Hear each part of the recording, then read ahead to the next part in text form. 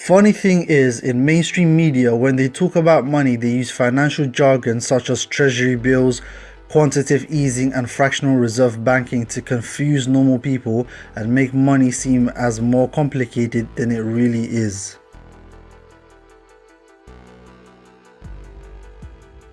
What is money? How is it made? And what are your beliefs about money? Are they good or bad?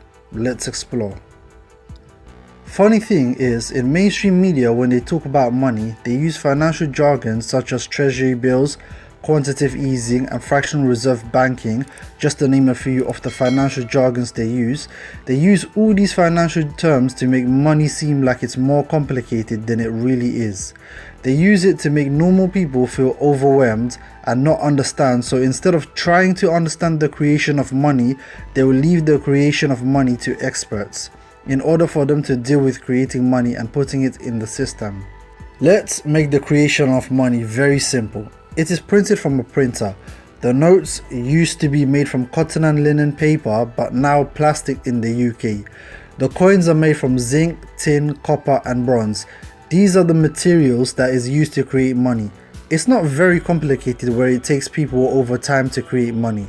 It's just simply printed and then put into the system for circulation. Now, that is around 3 to 10% of money that is in circulation. 90 to 97% of money is not physical, it's stored on a hard drive, meaning that someone can just type in numbers onto a computer and there you go, more money. That is how money is created, regardless of what the mainstream media tell you or whatever other people say. When you are using your debit card or credit card, all you're doing is transferring digits from one place to another. When you're shopping and paying by card, or if you are transferring money across the world and using online banking, then it's the same. It's just transferring digits from one place to another. This is why you can transfer money to another person in another location instantly. This is why you can pay for things using your bank card instantly. Digital money isn't even anything that actually exists. It's not physical in a hand, it's just pixels on a screen. You need to know what money is. You need to understand what money is for you to then be able to use money to your advantage and not be a slave to money. The way money was actually supposed to work was for you to receive your, say, £10 if it's in the UK, and for you to be able to then redeem it like a voucher. On the actual note, if you take a look at it, on a £5, £10, £20 or £50 note, it will say, I promise to pay the bearer on demand the sum of £5 for £5, £10 for £10, £20 for £20, or if it's £50 then £50. You're supposed to redeem this like a voucher in order for you to collect on this. So for example, back when we had the gold standard, you could take the £10 note and collect £10 worth equivalent in gold. Now money is backed by nothing, it's fiat money, it's basically backed by debt. So there's nothing for you to collect on, but it's still used to trade with. This can be seen on the US dollar. So for my American viewers, if you take out a $10 note, it should say, this note is legal tender for all debts, public and private, meaning that $10 is equivalent of paying $10 worth of debt. So for example, if you went to a restaurant and ate a meal that cost $10, but by eating the meal before paying for it, you have effectively incurred a debt of $10. Now to pay back the debt, you can use legal tender, which is in this example $10 note, to pay back the debt. Also, just on a side note, when you go to pay offering legal tender, aka $10, and the restaurant refuses to accept it, then you can walk out without paying.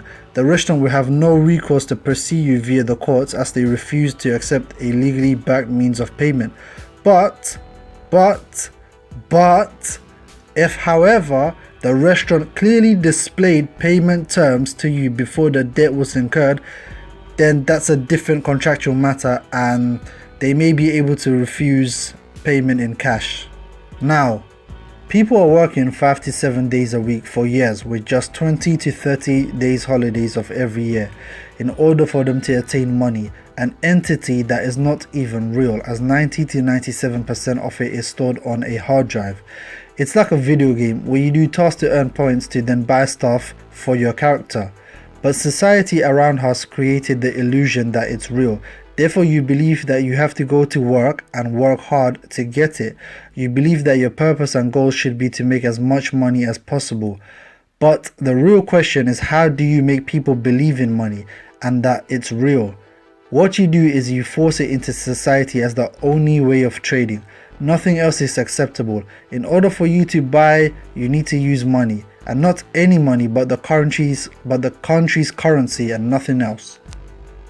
It is engraved in us from a young age. We are told we have to go to school so we can get good grades, so then we can get good jobs, so then we can get money, and then we can spend money to get us a big house and a fancy car that goes 250 miles per hour in a country like the UK where the national speed limit is 70 miles per hour, and in the USA where the highest is 85 miles per hour in the state of Texas. Money is both used as a reward and punishment. You reward the child with money when they do something good. In adult life, if we do something good, we receive a reward, a bonus, more money. But if we do something wrong, such as we parked our fancy car where we was told we cannot park, then we get punished by a ticket fine where we lose money and have to give it up. We pay taxes and contributions. Everything is set up so that we realize or are made to believe that money is very valuable. We need to work hard to get it. The really scary thing is this. Technically, everyone is working for free because 90 to 97% of money in circulation is on a hard drive, which is just pixels on a screen. It's not even real. It's like a computer game where you do tasks and then you use the XP points to level up your character or buy items for the character.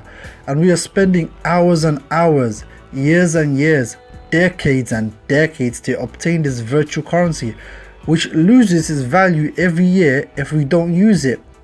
It's like a hole in a bucket where the water is sipping out. So what should you do then? Well, like anything in life, you need to turn whatever it is into your advantage and take control. Do not be at the disadvantage and do not be the puppet. Do not get used. So let's take control, shall we?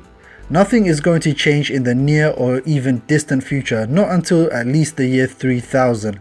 Everyone is going to use money as the system to trade with, and no, sorry, I do not believe Bitcoin will be the future because governments across the world will never allow that to happen. As the saying goes, hell has to freeze over for that to happen, and governments will not allow it. But blockchain technology will be used in the future, just not Bitcoin or any cryptocurrency. The objective is for you to spend as little time as you can working for money. The goal is to be efficient with your time and effort, make the most amount of money possible in the shortest time possible, and then have your money go out there and earn your living while you then are financially free and are allowed to then either keep working because you enjoy it but aren't working because it's your way of surviving. It allows you to follow your dreams and goals. So your first aim should be to get skilled in a job that will pay you a high salary. This can either be a white or blue collar job.